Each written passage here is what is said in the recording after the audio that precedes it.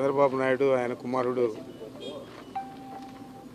ఇద్దరు కూడా వైఎస్ఆర్ కాంగ్రెస్ పార్టీ నేతలను కార్యకర్తలను అందరినీ కూడా అనేక రకాల ఈ 2 సంవత్సరాలు ఇబ్బంది పెట్టారు.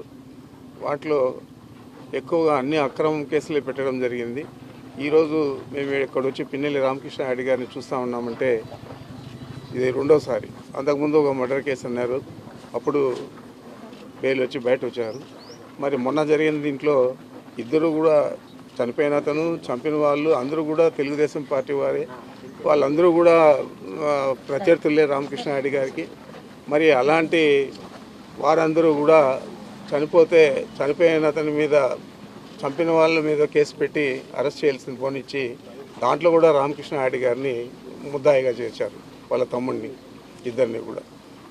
అంతకుముందు ఇన్సిడెంట్ జరిగిన వెంటనే అప్పుడు శ్రీనివాసరావు అని ఎస్పీ ఉన్నాడు, ఆ ఎస్పీ గారే చెప్పారు ఇది తెలుగుదేశం పార్టీ వారే ఒకరినొకరు చేసి వాళ్ళు కాతో గుద్ది చంపేశారు అని చెప్పారు. అప్పుడెప్పుడు కూడా ఈయన ప్రస్తావన కానీ వాళ్ళ తమ్ముడి ప్రస్తావన కానీ రాలేదు. మరి ఈరోజు అక్రమంగా అరెస్ట్ చేసి 96 రోజులు అవుతామని ఛార్జ్షీట్ కూడా వేసేశారు. మరి ఇంకా కూడా బెయిల్ రాకుండా అనేక రకాల ఇబ్బందులు గురి చేస్తూ ఉన్నారు. ప్రభుత్వం తరఫున ఉన్న గవర్నమెంట్ లీడర్లు కానీ గవర్నమెంట్ అడ్వకేట్ జనరల్ కానీ అందరూ కూడా. మరి ఇంత దురదృష్టకరంగా ఒక సీనియర్ శాసనసభ్యుడిని అక్రమంగా అరెస్ట్ చేసేదే కాకుండా ఛార్జ్షీట్ వేసిన తర్వాత 90 రోజుల తర్వాత బెయిల్ ఇవ్వాల్సింది పోనించి 96 రోజులు అయితే కూడా ఈ రోజు వరకు కూడా ఆయన్ను అక్రమంగా నిర్బంధించారు. ఆరోగ్యం కూడా ఆయనకు బాగా క్షీణించింది. దాదాపు షుగర్ లెవెల్స్ అన్నీ ఎక్కువైపోయి 9 కేజీలు మనిషి తగ్గిపోవడం జరిగింది. మరి ఈ విధంగా అక్కడ సరైన ఫుడ్ ఇవన్నీ కూడా అందించలేక ఆరోగ్యం కూడా క్షీణించింది. మరి ఇలాంటి పరిస్థితుల్లో వారికి మద్దతుగా మేము ఈరోజు వచ్చి కలవడం జరిగింది. నేను తప్పకుండా ఇది ఒక దుశ్చర్యగా నేను చెప్తా ఉన్నాను. దీనికి తగిన ప్రతిఫలం చంద్రబాబు కానీ వాళ్ళ కుమారుడు కానీ అనుభవించక తప్పదని చెప్పి నేను కరాఖండిగా తెలియజేస్తా ఉన్నాను. పిఠాపురంలో ఒకసారి చెప్పాను మీకు, మళ్ళీ మీరు కూర్చొని పాత పద్ధతిలో కనుక మళ్ళీ నాయకులు మళ్ళీ మీరు పిచ్చి ప్రలాపనలు చేస్తే పర్యవసానాలు చాలా తీవ్రంగా ఉంటాయి, గుర్తుపెట్టుకోండి. మిమ్మల్ని మీరు కానీ మీ నాయకులు కానీ మీరు ఒక క్రమబద్ధంగా ఒక పద్ధతిలో మమ్మల్ని విమర్శిస్తే తప్పులను మేము సరిదిద్దుకుంటాం, వివరణిస్తాం. అలా కాకుండా వ్యక్తిగతంగా మళ్ళీ పాత పద్ధతిలో చేస్తే ఈసారి నేనే చెప్తున్నా, మీరు పవన్ కళ్యాణ్ మంచితనం చూశారు, పవన్ కళ్యాణ్ సహనం చూశారు, పవన్ కళ్యాణ్ గట్టితనం మీరు చూడలేదు ఎప్పుడు.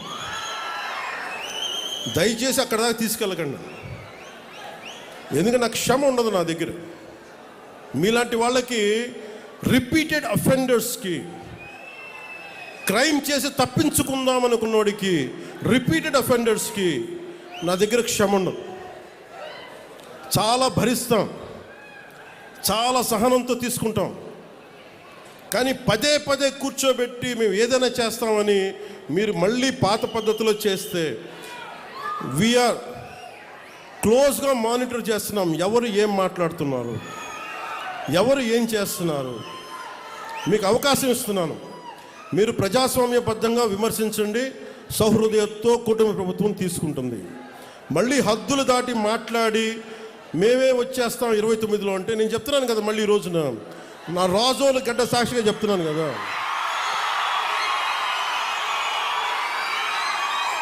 నా రాజోలు గడ్డ సాక్షిగా చెప్తున్నాను.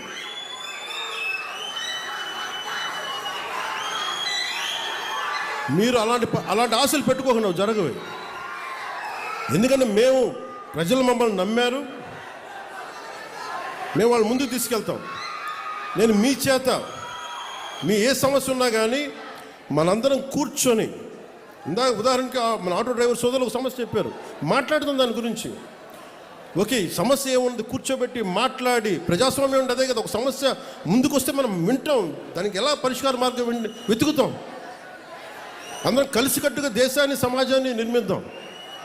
అంతేగాని క్రిమినల్ యాటిట్యూడ్ తోటి ఎవరు వచ్చినా కానీ, అది నా పార్టీ జనసేన పార్టీలో ఉన్నా కానీ, కూటమి పార్టీలో ఎవరున్నా కానీ, ప్రజాస్వామ్యాన్ని గౌరవించిన నాయకులు ఎవరైనా సరే, నా సొంత పార్టీలో, మన సొంత పార్టీలో ఉన్నా సరే, జనసేనలో ఉన్నా సరే, నేను ఉపేక్షించ